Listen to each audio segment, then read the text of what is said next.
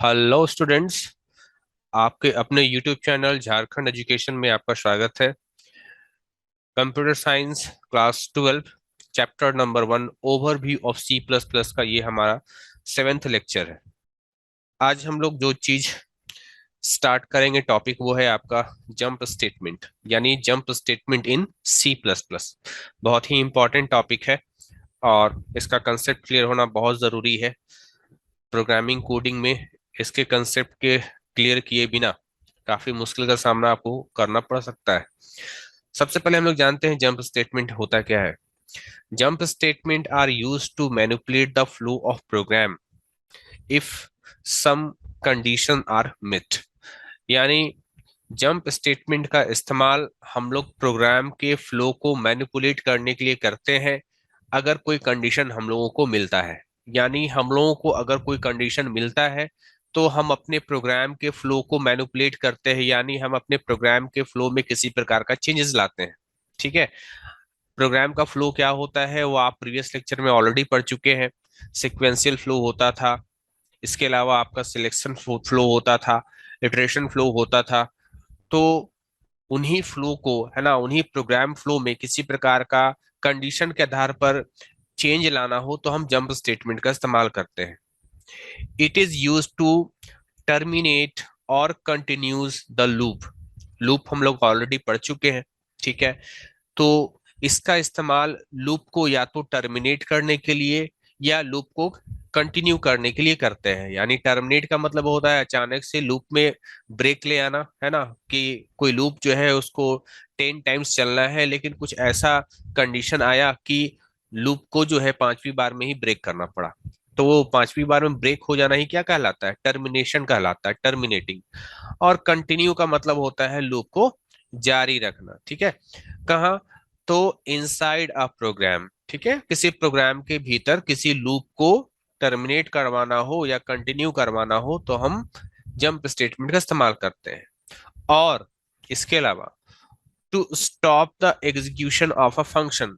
अगर किसी फंक्शन के एग्जीक्यूशन को रोकना है, अगर कोई फंक्शन वर्क कर रहा है और उसके फंक्शन को अगर आप जो है फंक्शन के एग्जीक्यूशन को, यानी फंक्शन जो काम कर रहा है उसके काम को, है ना, फंक्शन जो काम कर रहा है उसके काम को अगर रोकना है तो भी हम लोग जंप स्टेटमेंट का इस्तेमाल करते हैं।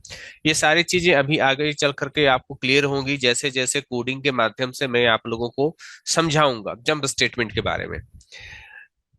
इन C plus plus there is 4 jump statements. C plus plus में 4 जंप स्टेटमेंट होते हैं। पहला है कंटिन्यू, उसके बाद है आपका ब्रेक, उसके बाद है आपका रिटर्न और उसके बाद है आपका गो टू। सबसे पहले हम लोग देखते हैं ब्रेक स्टेटमेंट। ब्रेक स्टेटमेंट के बारे में कहा गया है कि used in loop and switch statement. इसका इस्तेमाल हम लोग लूप में करते हैं और स्विच स्टेटमेंट में करते हैं। स्विच स्टेटमेंट में हमने ब्रेक का इस्तेमाल किया है, आपने प्रीवियस क्लास में देखा भी था। लूप में हम लोग ब्रेक का इस्तेमाल आज के क्लास में देखेंगे। The break statement is used to terminate the execution of the current loop. है ना, लूप चल रहा है, मान लीजिए कोई लूप को 10 बार चलना है और चौथी बार या 5वीं बार लूप को टर्मिनेट करना है तो ब्रेक स्टेटमेंट का हम लोग वहां पर इस्तेमाल करेंगे। Whenever there is a need to end the loop, we need to add the break statement। जब हम लोग को ऐसा आवश्यकता लगता है कि मुझे अब लूप को खत्म हो जाना है, यानी अब लूप को एंड हो जाना है अचानक से, है ना, कि लूप मेरा जो है एंड हो जाए, खत्म हो जाए, ठीक है, आगे वो अब ना चले, तो हम लोग जो है ब्रेक स्टेटमेंट को ऐड करते हैं। ये मैं जितनी बातें बता रहा हूँ वो कोडिंग के माध्यम से समझाऊंगा तो आपको ज्यादा बेहतर तरीके से समझ में आएगा। या जब मैं कोडिंग समझा दूंगा और उसके बाद वापस आकर के आप इस स्टेटमेंट्स को पढ़ेंगे, इस डेफिनेशन को पढ़ेंगे तो ये डेफिनेशन तब आपको और ज्यादा बेहतर तरीके से समझ में आएगा। फिलहाल मैं यहाँ पर जो बातें लिखी हुई हैं उसे मैं केवल पढ़ दे रहा हूँ और थोड़ा समझा दे रहा हूँ। बाकी कोडिंग करेंगे तो ये सारी चीजें और आसानी से आपको समझ में आएंगी। आगे कहा गया है once the break statement is met. जैसे ही ब्रेक स्टेटमेंट मिलता है all the iteration are stopped. ठीक है, यानी लूप जो चल रहा होता है वो रुक जाता है। And the control is shifted outside the loop, और प्रोग्राम का जो कंट्रोल होता है वो लूप के आउटसाइड यानी लूप के बाद जो स्टेटमेंट होता है वहां शिफ्ट हो जाता है। ये सारी बातें समझने के लिए हम लोग कोडिंग देखते हैं। यहां पर देखिए, hash include iostream dot H, int main और ओपनिंग कर्ली ब्रेसेस, ये तो आप बेहतर तरीके से जानते हैं। यहाँ हमने एक फोर लूप लगाया हुआ है। For int i is equal to one, i one से इनिशियलाइज हो रहा है। I is less than equal to five, i का वैल्यू पांच या पांच से छोटा हो सकता है, एंड आई प्लस प्लस। ठीक है, तो चलिए मान लीजिए प्रोग्राम यहाँ से रन करना शुरू होता है। तो आई का वैल्यू फर्स्ट में क्या है, आई का वैल्यू फर्स्ट में मान लीजिए क्या है, वन है। ठीक, कंडीशन चेक कीजिए कि आई का value less than equal to five है, तो आप बोलेंगे हाँ। कंडीशन ट्रू है तो आप इस लूप के बॉडी में आइए। लूप के बॉडी में आते हैं तो आपको मिलता है इफ स्टेटमेंट। यहाँ पर एक कंडीशन आपको चेक करना है कि आई का जो करंट वैल्यू है, करंट वैल्यू कितना है, वन। आई का जो करंट वैल्यू है क्या वो इज इक्वल टू थ्री, क्या वो थ्री के बराबर है, तो हम बोलेंगे नहीं। नहीं, जैसे ही कंडीशन फॉल्स होता है हम इफ के बॉडी के पास न जा करके अब हम लोग आगे बढ़ जाएंगे, यानी यहाँ। और सी out I, C out I मतलब आई का वैल्यू को प्रिंट कीजिए। तो आई का करंट वैल्यू वन है तो आई का करंट वैल्यू वन प्रिंट करेगा। और इंडल का मतलब हो गया कि कर्सर न्यू लाइन में चला आएगा। ये फोर लूप का यहाँ से यहाँ तक बॉडी था। कंडीशन फोर लूप का पहली बार ट्रू हुआ था तो ये बॉडी एग्जीक्यूट कर गया।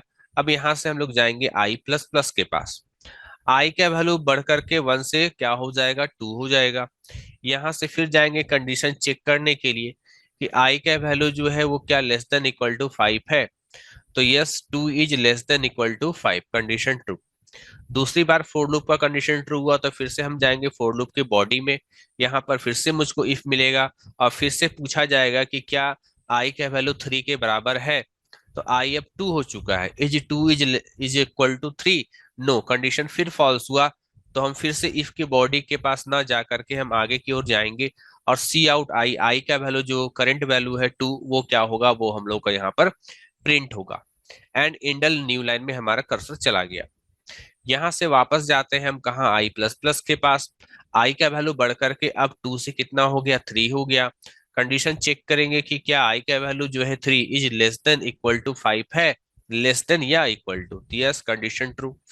फोर लूप का ये कंडीशन तीसरी बार ट्रू होता है तो हम फिर से तीसरी बार जो है फोर लूप की बॉडी के पास जाते हैं। बॉडी के पास गए, फिर से आपको इफ स्टेटमेंट मिलता है और यहाँ पर क्या हो रहा है इस बार आपके साथ कि आई का वैल्यू अब क्या हो चुका है, आई का वैल्यू अब जो है यहाँ पर आपका थ्री हो चुका है। ठीक है, कंडीशन चेक करवाइए कि three is equal to three, yes, condition true हो गया।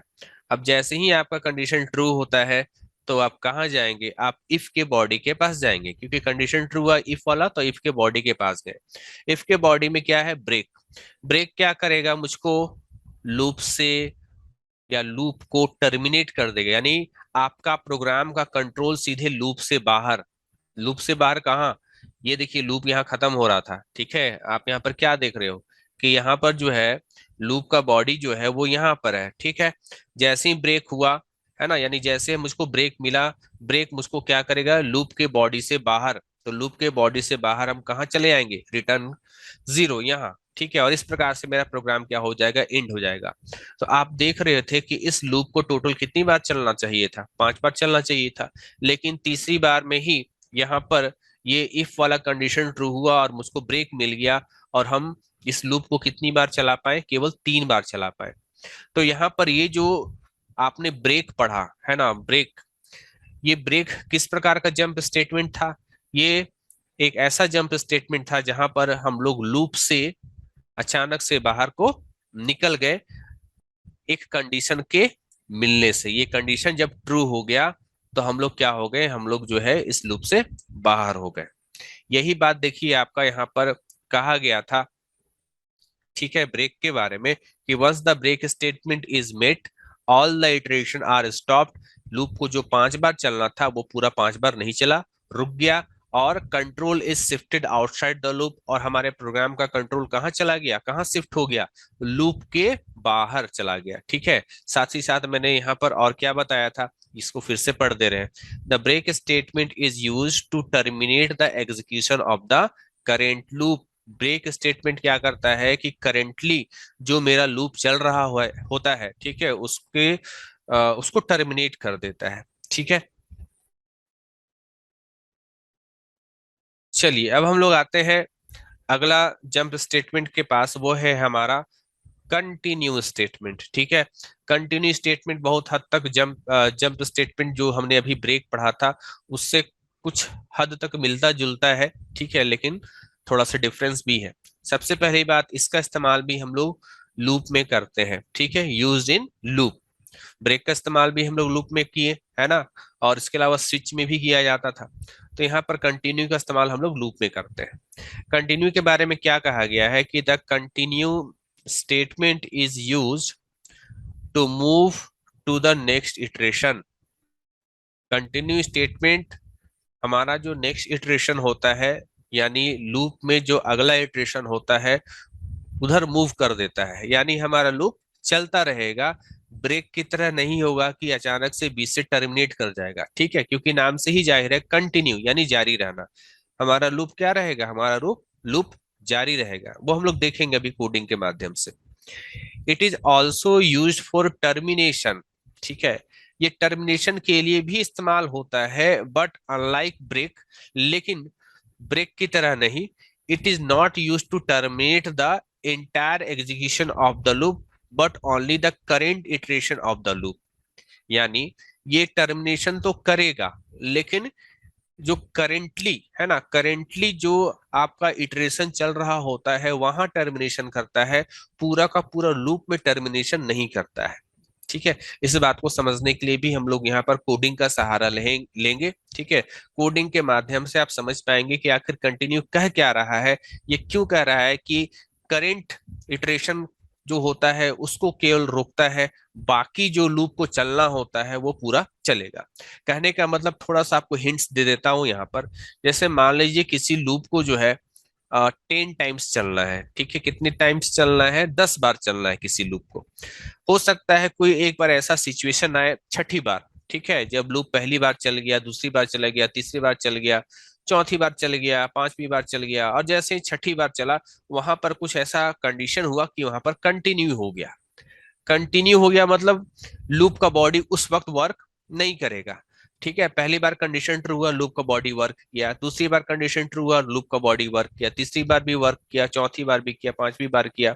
ठीक है, छठी बार जो है कुछ ऐसा कंडीशन आया कि कंटिन्यू में हम चले गए, और कंटिन्यू में जाने से छठी बार जो है हम जो जो हम लोग 5 बार कुछ काम किए थे वो काम हमने छठी बार नहीं किया। उसके बाद सातवीं बार जो है लूप को चूंकि 10 बार चलना था, सातवीं बार जब लूप चला तो उस वक्त हमने फिर वो काम किया। कौन सा काम, जो हमने पहली दूसरी तीसरी चौथी और पांचवी बार काम किया, तो वो काम हम सातवीं बार जब लूप चलेगा तब फिर करेंगे, आठवीं बार भी करेंगे, आठवीं बार भी, नवीं बार भी, और 10वीं बार भी। ठीक है, लेकिन छठी बार हमने जो है वहां पर वो काम नहीं किया क्योंकि वहां पर कंटिन्यू मिला था। ठीक है, तो यानी केवल करंट है ना, केवल हो सकता है कि किसी खास सिचुएशन में ही एक बार आपका जो है काम नहीं होगा, बाकी जितना टाइम जो है आपका यहाँ लूप देख रहे हैं, ठीक है, जैसे कहा कि 10 टाइम्स, तो 10 टाइम्स में पता चला कि 9 बार आपका काम हुआ और एक बार आपका काम नहीं हुआ।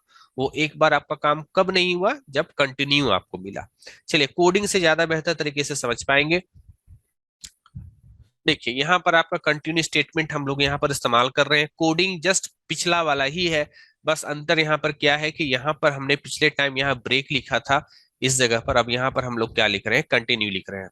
और आप याद करो पिछले बार जब हमने यहाँ पर ब्रेक लिखा था, ठीक है, तो आपको आउटपुट क्या मिला था, 1 और 2। याद रखना, आपको आउटपुट क्या मिला था, 1 और 2।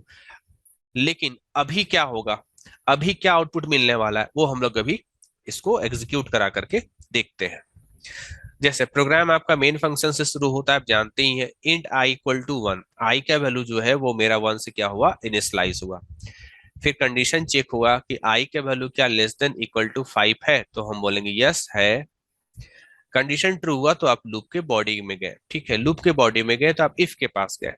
इफ बोलता है कि क्या आई का वैल्यू 3 के बराबर है, तो आप बोलेंगे नहीं, आई का वैल्यू तो 1 है, 1 is not equal to 3, condition false. ठीक है, तो इफ के बॉडी के पास आप नहीं गए, आप यहाँ चले गए, क्योंकि इफ का बॉडी यहाँ से यहाँ तक है। सी आउट आई, आई का वैल्यू प्रिंट कीजिए, तो आई का करंट वैल्यू 1 है तो 1 प्रिंट किया।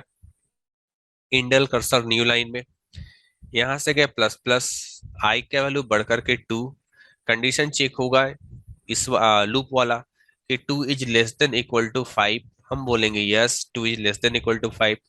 सेकंड टाइम हम लूप के बॉडी के पास गए, फिर से आप इफ के पास गए, फिर से चेक हुआ कि आई का जो करंट वैल्यू है that is 2, 2 is equal to 3, no, condition false. फिर से आप इफ के बॉडी के पास ना जा करके यहाँ गए सी आउट आई, आई का जो वैल्यू है अब वो 2 है, तो यहाँ पर क्या होगा, हम लोगों का 2 प्रिंट करेगा। ठीक, 2 प्रिंट करके न्यू लाइन में कर्सर है ना, इस इंडल के चलते, यानी आई का वैल्यू 2 प्रिंट किया और इंडल के चलते कर्सर न्यू लाइन में। इसके बाद जैसा कि आप जानते हैं कि यहाँ से हमारा प्रोग्राम का कंट्रोल कहाँ चला जाएगा, यहाँ से हमारा प्रोग्राम का कंट्रोल चला जाएगा आई प्लस प्लस के पास, और आई का वैल्यू जो है आपका बढ़ करके क्या हो जाएगा, 3 हो जाएगा। कंडीशन चेक यहाँ पर होगा आपका कि लेस देन इक्वल टू 5 है, तो हम बोलेंगे हाँ है, condition true. Condition true for loop का तीसरी बार हो रहा है, तो फिर से जाएंगे लूप के बॉडी के पास, यहाँ पर आपको मिला इफ। यहाँ पर इफ में कहा जा रहा है, यहाँ पर हमको चेक करना है कि आई का जो वैल्यू है दैट इज वो 3 हो चुका है, 3 इज इक्वल टू 3, तो अब बोलेंगे यस, यानी यहाँ पर हमारा जो कंडीशन है, यहाँ पर हमारा कंडीशन ट्रू हो गया। ठीक है, पिछले 2 बार ये इफ जो था वो मेरा कंडीशन जो है फॉल्स हो रहा था, यहाँ पर ट्रू हो गया। जैसे कंडीशन ट्रू हो गया तो बोलता है क्या, कंटिन्यू, क्या बोलता है हम लोगों का, कंटिन्यू। तो देखिए कंटिन्यू क्या करेगा, मेरे प्रोग्राम का कंट्रोल को कहाँ ले जाएगा, तो एज पर डेफिनेशन, जैसा हमने डेफिनेशन में पढ़ा था, कंटिन्यू क्या करता है, मेरे लूप को नेक्स्ट इटरेशन में ले जाता है, यानी यहाँ कुछ होगा नहीं, जस्ट मेरे प्रोग्राम के कंट्रोल को उस लूप में, उस लूप को जारी रहने देगा। ठीक है, हमारा लूप क्या रहेगा, हमारा लूप जारी रहेगा, that is I plus plus. तो देखिए यहाँ पर क्या हुआ कि पिछले 2 बार जब यहाँ पर कंडीशन फॉल्स हो रहा था, जब हम कंटिन्यू तक नहीं पहुंच पा रहे थे, तो आई का वैल्यू प्रिंट हो रहा था 1 और 2। लेकिन तीसरी बार जब कंडीशन ट्रू हो गया तो कंटिन्यू होने से हम यहीं से घूम गए, यहाँ कहाँ, यहाँ हम यहाँ तक नहीं पहुंच पाए, हम लोग यहाँ तक नहीं पहुंच पाए, क्योंकि हमारा प्रोग्राम का कंट्रोल यहीं से यहाँ घूम गया। दैट मीन्स कि थर्ड टाइम जब तीसरी बार मेरा लूप का कंडीशन ट्रू हुआ, तो हम लोग यहाँ पर कोई काम नहीं किए, हमारा कोई काम नहीं हुआ। इसी बात को अभी कुछ देर पहले मैं यहाँ पर समझा रहा था। खैर, अब आई प्लस प्लस हो जाने से क्या होगा, मेरा आई का वैल्यू 4 हो जाएगा। फिर कंडीशन चेक होगा, लेस देन इक्वल टू 5 है, यस है, 4 is less than equal to 5, condition true हुआ। अब जैसे कंडीशन ट्रू होगा तो हम कहाँ जाएंगे, हम जाएंगे इफ के पास। ठीक है, अब जैसे आप इफ के पास पहुंचे तो आई का वैल्यू 4 हो चुका है। कंडीशन चेक करो आप कि क्या 4 is equal to 3, no, condition false. तो अब आप इफ के बॉडी के पास तो नहीं जाओगे, क्योंकि कंडीशन फॉल्स है, आप यहाँ पहुंचोगे, आई का वैल्यू 4, तो आई का वैल्यू 4 प्रिंट किया। यहां से जाएंगे आई प्लस प्लस, आई का वैल्यू बढ़ के कितना हो गया, आई का वैल्यू बढ़ करके हो गया हम लोग का यहाँ पर 5। ठीक है, अब आई का वैल्यू बढ़कर के हो गया हमारा 5। अब कंडीशन चेक कीजिए फॉर लूप में कि आई का वैल्यू को कहां तक जाना था, आई का वैल्यू को जाना था 5 तक, है ना, कि लेस देन इक्वल टू 5 है कि नहीं, तो यस बिल्कुल है। पांचवी बार कंडीशन ट्रू हुआ तो फिर से लूप के बॉडी में गए, यहाँ इफ के पास गए, आई का value 5 is equal to 3, no, है ना, कंडीशन फॉल्स। तो इफ के बॉडी के पास ना जा करके यहाँ जाएंगे, आई का वैल्यू प्रिंट करने के लिए कह रहा है आप, तो आई का वैल्यू तो मेरा 5 है, तो आई का वैल्यू 5 प्रिंट किया। यहाँ से फिर जाएंगे आई प्लस प्लस, आई का वैल्यू बढ़कर हो जाएगा 6 is less than equal to 5, no, यानी यहीं पर आपका कंडीशन क्या हो रहा है, अब कंडीशन अब फॉल्स हो रहा है। तो जैसे ही कंडीशन फॉल्स होता है फॉर लूप का, तो हम लोग कहाँ चले जाएंगे, हमारा प्रोग्राम का कंट्रोल आ जाएगा सीधे रिटर्न 0 के पास। ठीक है, तो अब यहाँ पर देखिए, थोड़ा गौर कीजिए, ये जब कंटिन्यू स्टेटमेंट का हम लोग यहाँ पर इस्तेमाल कर रहे हैं, तो ये लूप टोटल 5 बार चला, जबकि ब्रेक स्टेटमेंट का जब हम लोग इस्तेमाल कर रहे थे तो लूप केवल 3 बार चला, क्योंकि जैसे ही हम लोगों को पिछला टाइम ब्रेक मिला था, ठीक है, जैसे हम लोग को यहाँ पर ब्रेक मिला था, वैसे ही क्या हुआ था, हमारा लूप टर्मिनेट कर गया था तीसरी बार में ही।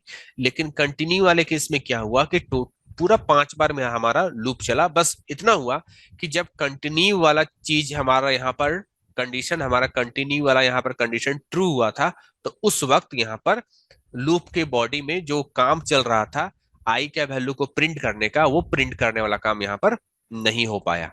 ठीक है, तो ये है आपका कंटिन्यू स्टेटमेंट। नाउ अगला है हमारा गो टू स्टेटमेंट। ठीक है, गो टू स्टेटमेंट के बारे में पढ़े। The go to statement is used for altering the normal sequence of program execution by transferring control to some other part of the program. देखिए, गो टू स्टेटमेंट के बारे में कहा जाता है, अल्टरिंग का मतलब होता है बदलाव, चेंज। जैसे किसी भी प्रोग्राम का एक नॉर्मल सीक्वेंस होता है कि पहले पहला लाइन रन करेगा, फिर दूसरा लाइन रन करेगा, फिर तीसरा, फिर चौथा, फिर पांचवा, फिर छठा। गोटू का इस्तेमाल करके हम ऐसा कर सकते हैं कि मेरे प्रोग्राम का कंट्रोल यहां से सीधे जंप होकर के किसी और लाइन में चला जाए। जैसे लाइन नंबर 1 है, 2 है, 3 है, 4 है, 5 है, 6 है ना, कि हमारा प्रोग्राम का कंट्रोल पहला लाइन में है और यहां से अचानक से जंप करके मेरा प्रोग्राम का कंट्रोल लाइन नंबर 4 में चला जाए। तो इसके लिए हम लोग गोटू का इस्तेमाल करते हैं। ठीक है, तो ये बात आपको बहुत अच्छे तरीके से तब समझ में आएगा जब हम लोग इसके ऊपर भी कोडिंग करेंगे। देखिए यहाँ पर गो टू स्टेटमेंट के बारे में, ये यहाँ पर हमने एक प्रोग्राम लिखा है, hash include iostream dot H, hash include conio dot H. यहाँ पर हमारा मेन फंक्शन, यहाँ पर मैंने लिखा इंट एज, यानी एज हमारा क्या है, एज हमारा एक वेरिएबल है। फिर यहाँ लिखा गया सी आउट, है ना, C plus plus go to statement, यानी कंप्यूटर के स्क्रीन पर ऐसे प्रिंट करेगा, C plus plus go to statement. ठीक, उसके बाद यहाँ पर अगर एक चीज गौर करें आप लोग कि ये क्या है, किसके बारे में हम लोग यहाँ पर बात कर रहे हैं। यहाँ पर बात कर रहे हैं हम लोग इसके बारे में, ये जो इलेक्शन लिखा हुआ और यहाँ पर कोलोन लिखा हुआ है, अभी फिलहाल इसको हम लोग यहाँ पर इसको इग्नोर कर रहे हैं। ठीक है, कुछ देर बाद वापस आकर के इसको समझाएंगे इलेक्शन के बारे में। अब यहाँ पर आ जाइए। ठीक है, अब ये मत सोचना आपकी ये प्रिंट करेगा, यहाँ सी आउट तो है नहीं कि इसको प्रिंट करना है। ठीक है, तभी कुछ देर के लिए इसको हम लोग अभी भूल जा रहे हैं और आगे का कोड को देख रहे हैं। C out enter your age, enter your age. ठीक है, ये स्क्रीन पर मैसेज आएगा, सी इन एज, यानी आप उम्र डालोगे। मान लीजिए मैंने उम्र डाल दिया 16। ठीक है, इसमें 16 आ गया। आगे चलते हैं यहाँ थोड़ा सा, इफ लगा करके यहाँ पर कहा जा रहा है कि if age is less than equal to 17। ठीक है, कि एज में जो वैल्यू है अगर वो 17 के बराबर या 17 से छोटा है, तो मैंने यहाँ पर क्या डाला था, 16 डाला था, यानी क्या हो गया, कंडीशन ट्रू हो गया। ठीक है, यहाँ बोल रहा है कि अगर एज का वैल्यू जो है, एज नाम के वेरिएबल में जो वैल्यू है वो अगर 17 के बराबर या 17 से कम हुआ तो क्या करो, अगर ऐसा हुआ तो आप ये करो, C out you are not eligible to vote, ये मैसेज प्रिंट करेगा, एंड गो टू इलेक्शन। और गो टू इलेक्शन का मतलब यहाँ पर सीधा यही हो गया कि हमारा प्रोग्राम का कंट्रोल मूव करके कहाँ चला आएगा, जहां पर इलेक्शन लिखा हुआ है। ठीक है, गो टू इलेक्शन। ठीक है, तो आप हमारा प्रोग्राम का कंट्रोल जंप करके कहाँ आ जाएगा, यहाँ आ जाएगा सीधे। वहां से क्या आपका प्रोग्राम का कंट्रोल आ गया यहाँ, किस लिए आ गया, क्योंकि आपने जो उम्र डाला था वो 17 से छोटा था। अब जब आप यहाँ पर आ जाते हैं तो फिर आप सोचेंगे कि अब क्या होगा। अब होना यह है कि आपका प्रोग्राम का कंट्रोल यहाँ आ गया है, तो यहां से फिर आप नीचे बढ़ोगे, फिर से यही चीज आएगा, क्या कि इंटर योर एज, फिर सी इन एज, फिर एज डालिए। इस बार मान लो मैंने एज क्या डाला, 19 डाला, तो अब एज में क्या है, 19 है।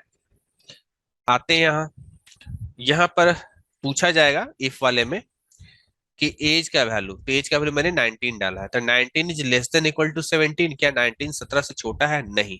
कंडीशन फॉल्स, कंडीशन फॉल्स तो कहाँ चले आएंगे, एल्स के पास, है ना। जब इफ का कंडीशन फॉल्स होता है तो कहाँ चले जाते हैं, एल्स के पास। और एल्स क्या बोलता है, C out you are eligible to vote. ठीक है, you are eligible to vote, ये प्रिंट कर देगा।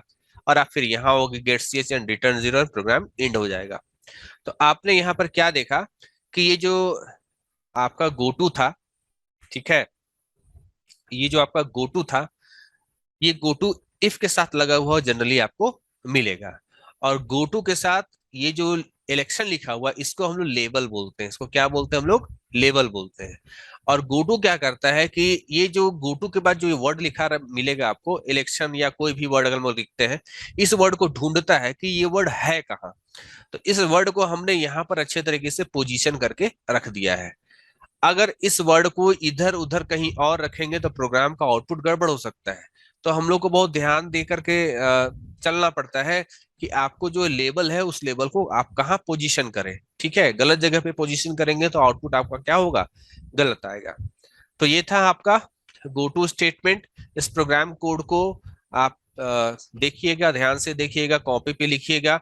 और जैसे हम आप लोगों के सामने ड्राई रन कराते हैं, वैसे आप भी इसका ड्राई रन करा करके देखिएगा, कॉपी पे लिख लिख करके, कि कभी एज का वैल्यू 16 डालते हैं तो क्या होता है, एज का वैल्यू 12 डालते हैं तो क्या होता है, एज का वैल्यू 40 डालते हैं तो क्या होगा। ठीक है, अगला है हमारा return statement in C plus plus. देखिए, रिटर्न स्टेटमेंट जो है वो काफी आगे का टॉपिक है। यहाँ पर केवल थोड़ा सा जानकारी आपको दे दिया गया है। बाकी इसको लेकर के जो कंसेप्ट क्लियर होगा वो तब क्लियर होगा जब हम लोग फंक्शन चैप्टर पढ़ेंगे। ठीक है, तो फिलहाल दो वर्ड यहाँ पर लिख दिया गया है, उसको मैं यहाँ पर रीड कर देता हूँ, थोड़ा समझाने की भी कोशिश कर देता हूँ। The return statement returns the flow of the execution to the function from where it is called. जो रिटर्न स्टेटमेंट होता है वो क्या करता है? वो रिटर्न करता है flow of the execution to the function from where it is called. यानी कि मान लीजिए कोई फंक्शन जो है वो एग्जीक्यूट हो रहा है ना, फंक्शन का जो बॉडी है वो एग्जीक्यूट हो रहा है। तो वहां पर अगर आपको रिटर्न मिलता है तो क्या होता है कि आप फंक्शन के बॉडी से, है ना, वो वैल्यू रिटर्न होकर के कहाँ जाता है? जहां पर फंक्शन कॉल हो रहा होता है। हो सकता है मेरी बात आपको समझ में ना आ रही हो, क्योंकि इसके लिए आपको फंक्शन चैप्टर पढ़ना जरूरी हो जाता है। जब आप फंक्शन चैप्टर पढ़ेंगे तो रिटर्न को बेहतर तरीके से समझ पाएंगे। ठीक है, लेकिन चूंकि मान लीजिए कभी return statement in C plus plus को लेकर के कोई छोटा सा डेफिनेशन टाइप का लिखना पड़े या छोटा सा नोट्स लिखना पड़े, तो ये नोट्स आप लिखेंगे। और ये नोट्स के बारे में फिर से कह रहा हूं, थोड़ा सा इसका कंसेप्ट आपको तब क्लियर होगा जब आप थोड़ा सा फंक्शन चैप्टर पढ़ेंगे। खैर, आगे क्या लिखा है मैंने वो बता देता हूं। This statement does not mandatorily need any conditional statement. ठीक है, यानी कि ये जो रिटर्न स्टेटमेंट होता है इसके लिए कोई कंडीशनल स्टेटमेंट लिखना जरूरी नहीं होता। ये नहीं होता कि यहाँ पर कोई कंडीशन लिखा जाए, है ना। जैसे यहाँ पर रिटर्न लिख करके यहाँ पर कोई एक्सप्रेशन होता है, ऐसा नहीं है कि यहाँ पर आपको कोई कंडीशन लिखे। कंडीशन लिखने की जरूरत नहीं होती है। As soon as the statement is executed, जैसे ही आपका ये जो स्टेटमेंट है रिटर्न वाला ये एग्जीक्यूट करेगा, the flow of the program stops immediately and return the control from where it is was called. ठीक है, जैसे ही आपको जो है ये रिटर्न स्टेटमेंट एग्जीक्यूट करेगा तो आपका जो प्रोग्राम का फ्लो है वो वहीं रुक जाएगा, तुरंत रुक जाएगा। और आपका आप कहाँ रिटर्न कर जाओगे? ठीक है, जहां से वो चीज कॉल हो रहा था, जहां से वो फंक्शन कॉल हो रहा था। ठीक है, the return statement may or may not return anything for a void function. Return statement may or may not return anything. ठीक है, रिटर्न स्टेटमेंट कुछ चीज को रिटर्न कर भी सकता है, नहीं भी रिटर्न कर सकता है, वॉइड फंक्शन के बारे में करा है। But for a non void function, ठीक है, अगर कोई फंक्शन नन वॉइड फंक्शन है, return value must be return. तो जो वैल्यू, जो रिटर्न वैल्यू होता है वो मतलब कोई ना कोई वैल्यू आपका रिटर्न होता ही होता है नन वॉइड फंक्शन में। तो ये जितनी भी चीजें हैं, इस चीज को समझने के लिए आपको फंक्शन चैप्टर पढ़ना पड़ेगा। क्योंकि मुझे लगता है कि अभी जो मैंने यहाँ पर समझाने की कोशिश की तो शायद 10% चीजें आपको समझ में आई होंगी, क्योंकि इसका संबंध फंक्शन चैप्टर से है। तो बेहतर होगा जब हम फंक्शन चैप्टर पढ़ लेंगे और उसके बाद दोबारा आकर के जब आप इस स्टेटमेंट को पढ़ोगे तो आपको ये बेहतर तरीके से समझ में आएगा। तो ये था आज हमारा लेक्चर नंबर 7 में हमने जंप स्टेटमेंट को कवर किया। काफी इंपॉर्टेंट टॉपिक था आपका। नेक्स्ट वीडियो लेक्चर में हम लोग लेक्चर नंबर 8 में हम लोग ओवरव्यू C++ के बाकी के टॉपिक्स को देखेंगे। तब तक के लिए थैंक यू।